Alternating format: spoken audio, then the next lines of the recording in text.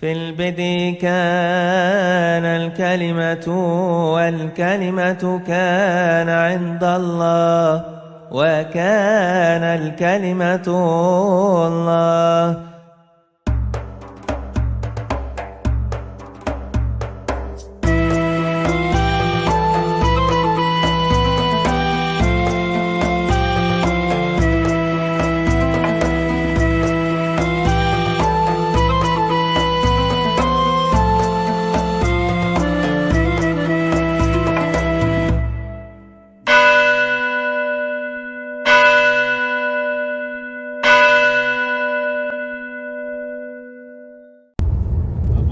Kita sekarang menuju ke Wadi Kupran. Wadi itu artinya lembah, Kupran. Kita akan melewati tempat yang diperkirakan itu adalah reruntuhan Sodom dan Gomora. Kira-kira mungkin 25 sampai 30 menit lagi. Tapi begini Bapak Ibu, dalam arkeologi itu begini, ada yang namanya situs itu tertulis. Kalau tertulis itu keotentikannya lebih bisa diterima. Tetapi ada yang namanya artefak. Artefak itu hanya peninggalan, tetapi tidak ada keterangannya. Jadi misalnya penemuan paku yang diduga paku untuk zamannya Tuhan Yesus itu diduga. Karena apa? Tidak ada keterangan bahwa inilah paku yang digunakan untuk menyalibkan Tuhan Yesus misalnya. Maka derajat keotentikannya tentu lebih sekunder ketimbang yang primer.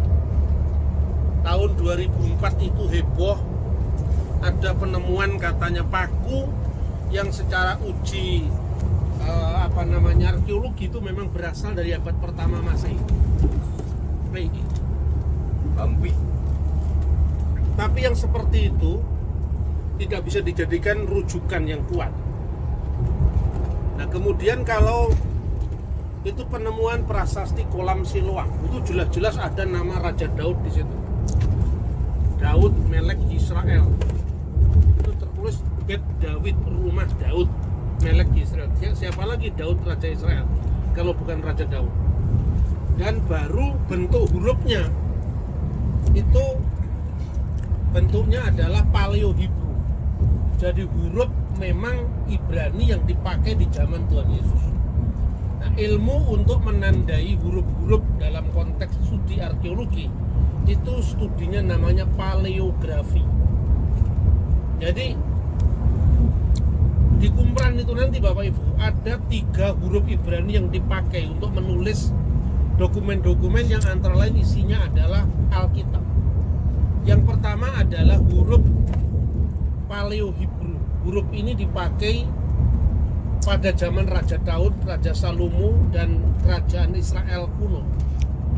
Tetapi Qumran itu kan baru kira-kira abad kedua sebelum Masehi. Bagaimana dia memakai huruf dari zaman kerajaan Daud? Ternyata huruf yang dipakai di situ hanya untuk keterangan teks Alkitab tertentu. Misalnya nama Tuhan itu ditulis Yod He Vav He JHWH.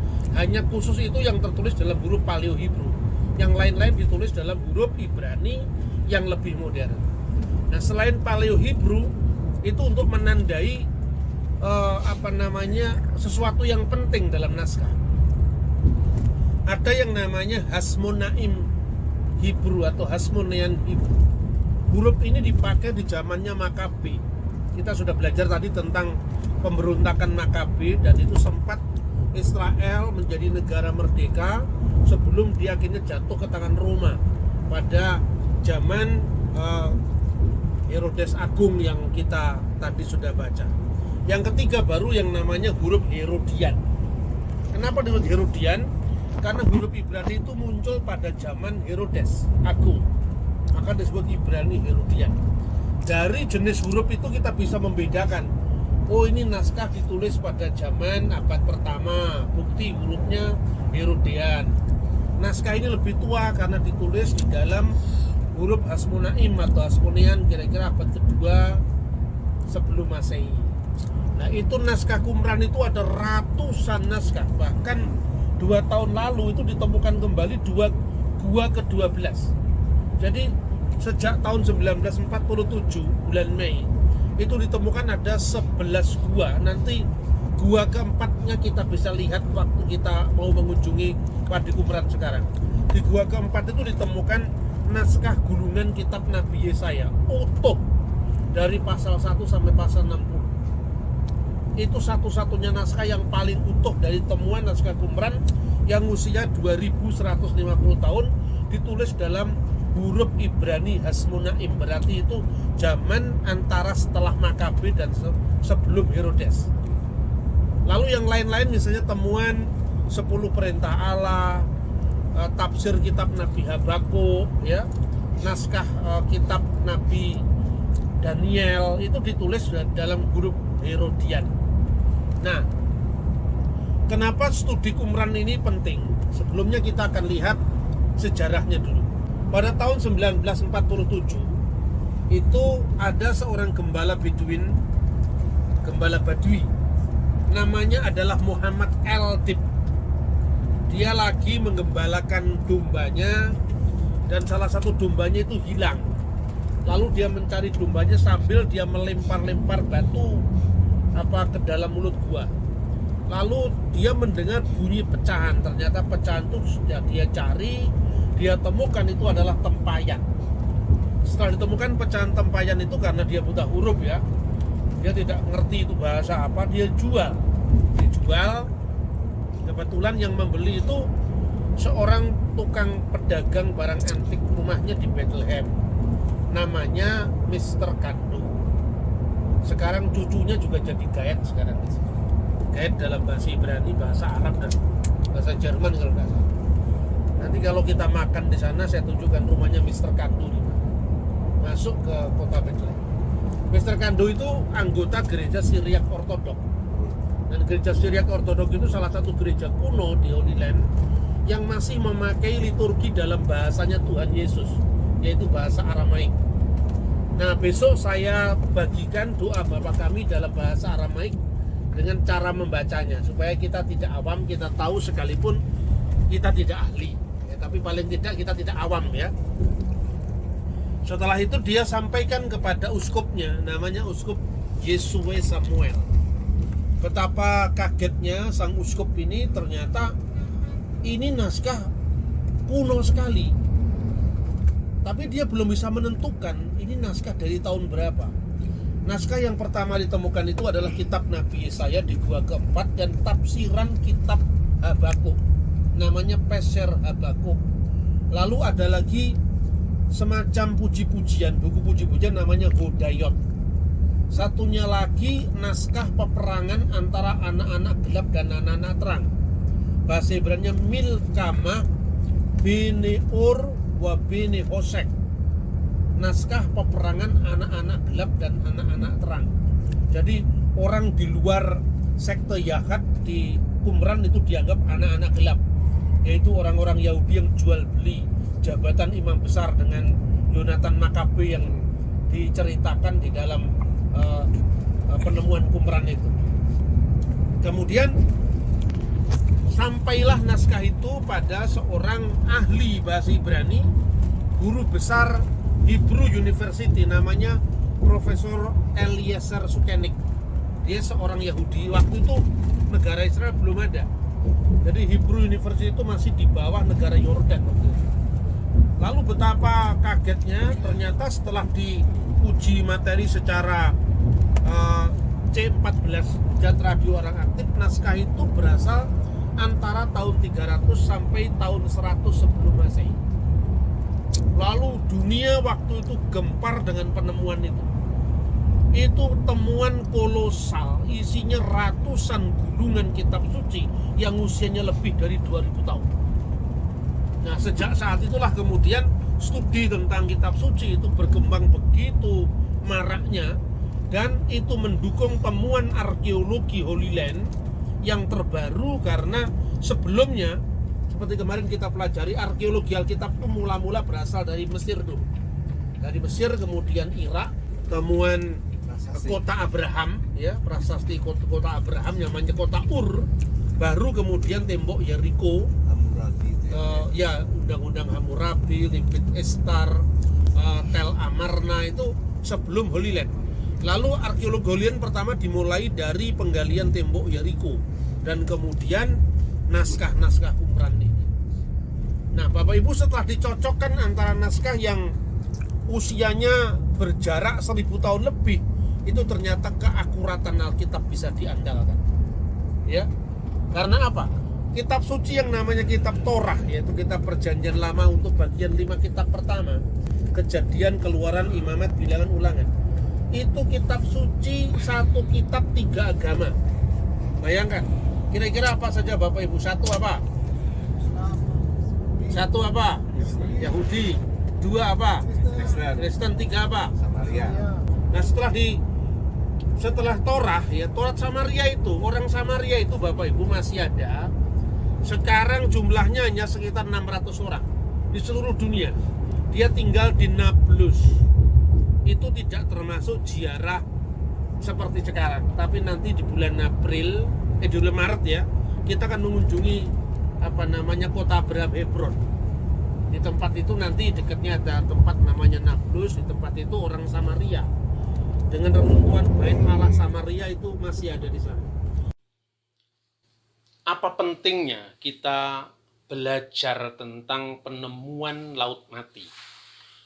Satu penemuan yang sangat spektakuler pada abad 20 yang tadi kita pelajari itu berisi ratusan naskah kitab Perjanjian Lama beserta dengan disiplin persekutuan kelompok yang dikenal dengan Eseni atau Yahat yang dipimpin oleh seorang guru kebenaran.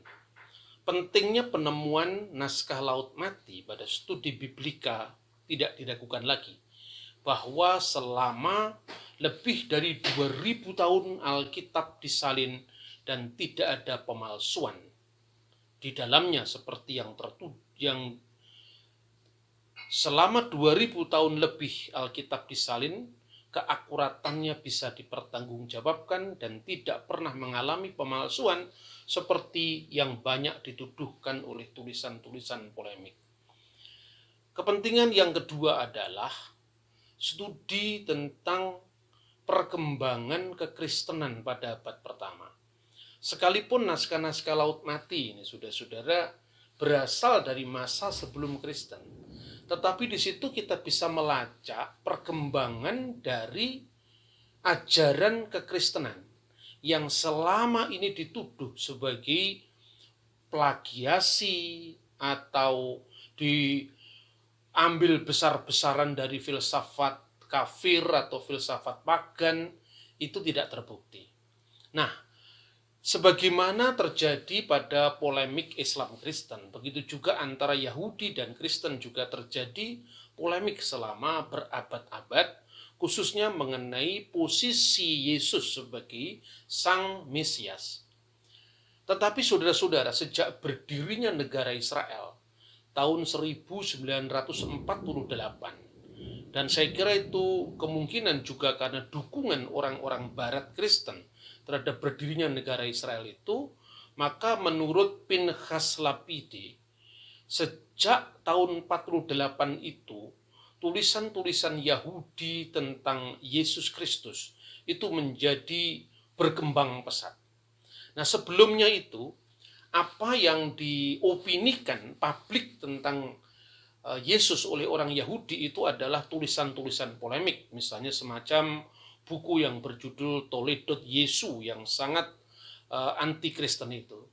Bahkan di kalangan para ahli, pandangan Martin Buber misalnya yang mengatakan bahwa ajaran Yesus itu bisa diterima oleh orang Yahudi, tetapi ajaran tentang Yesus itulah titik tengkar dimulai antara Yahudi dan Kristiani.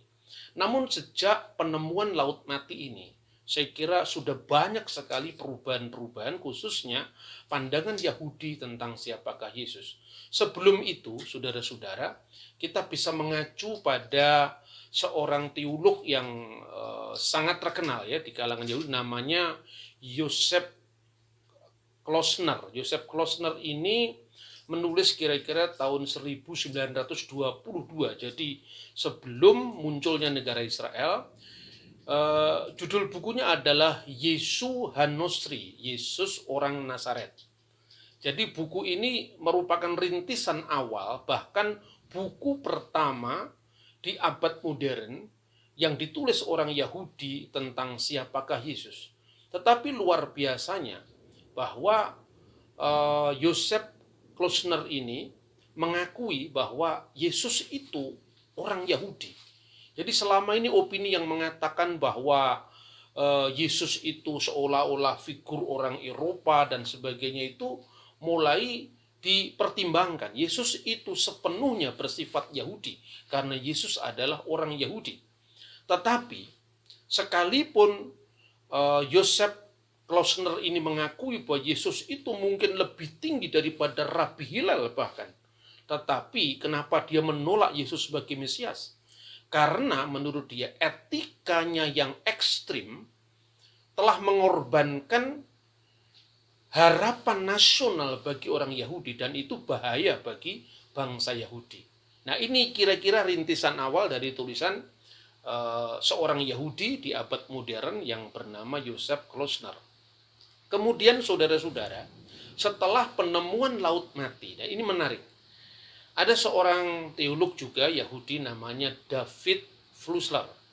David Flusser ini mengatakan bahwa hingga akhir abad kedua Masehi tidak ada karya rabi-rabi Yahudi yang menentang Yesus. Ya, satu-satunya yang ditentang itu adalah mengenai eksorsisme dalam nama Yesus, yaitu pengusiran setan di dalam nama Yesus.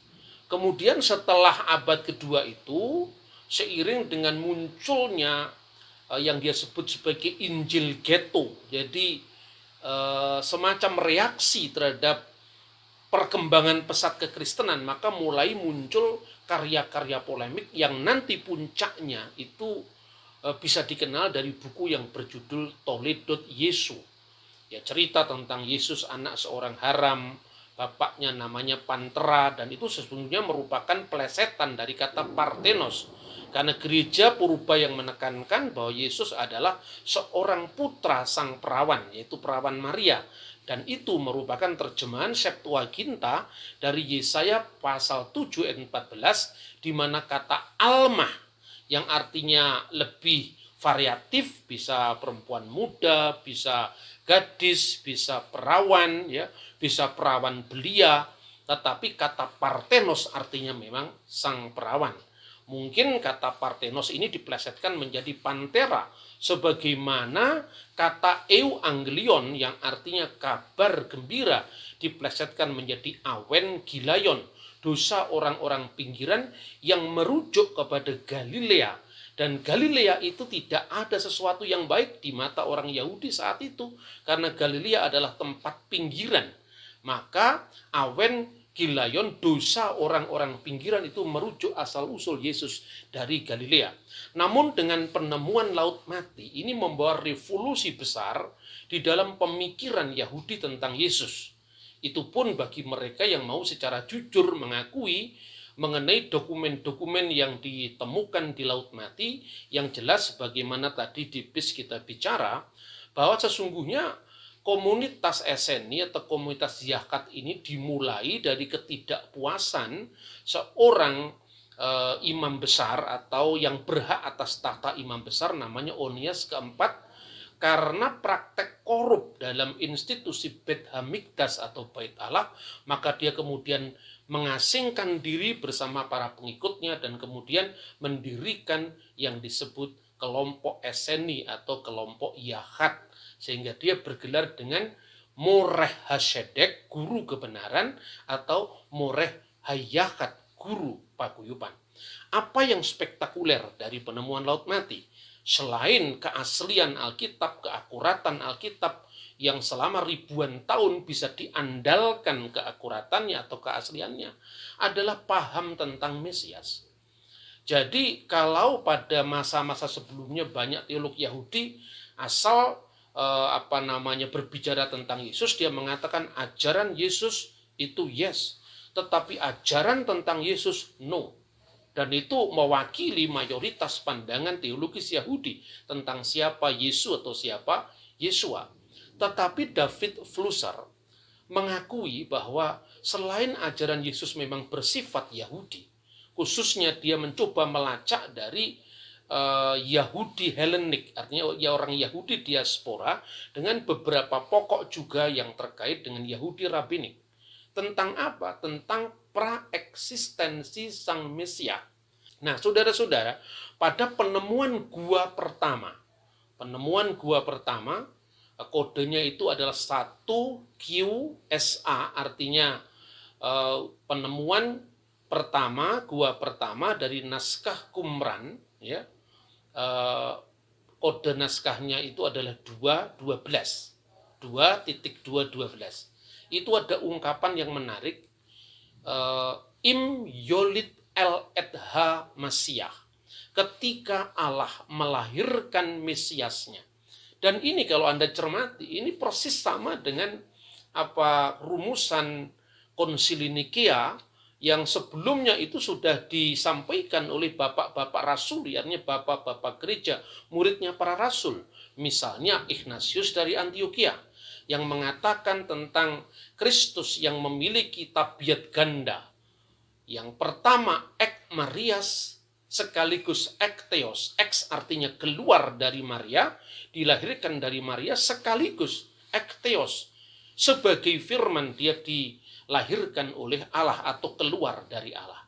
Dan ungkapan Im Yolid El Edha Masiah, ketika Allah melahirkan Mesias ini bicara tentang divinity of Messiah, yaitu tentang keilahian Sang Mesias, atau lebih spesifik lagi adalah divine birth of Messiah, kelahiran ilahi Sang Mesias. Sehingga seorang Rabi Yahudi yang bernama Rabi Gordis mengatakan, ini luar biasa karena selama ini tidak ada rujukan sama sekali tentang kelahiran Sang Mesias dari Tuhan. Lalu yang kedua adalah naskah yang ditemukan di gua keempat, kodenya 4Q246. Jelas itu naskah merupakan salah satu tafsiran dari kitab Nabi Daniel yang tertulis dalam bahasa Aram. Pada kolom kedua baris pertama itu disebutkan Bereh Diel.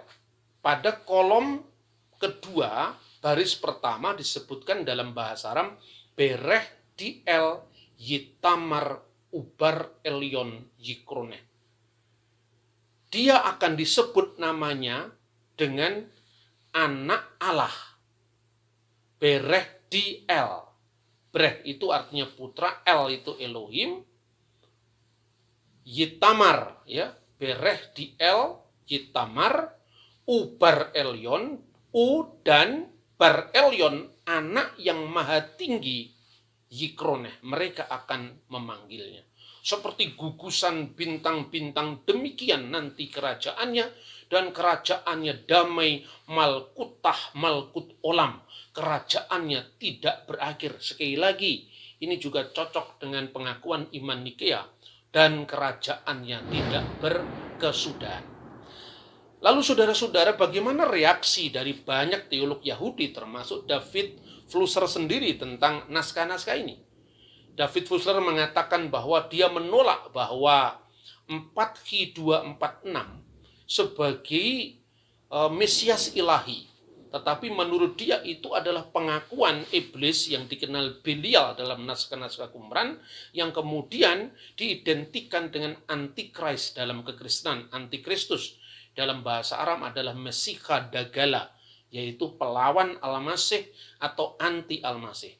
Tetapi penolakan Flusser ini dilemahkan oleh seorang ahli Qumran yang lain yang bernama Fitzmyer.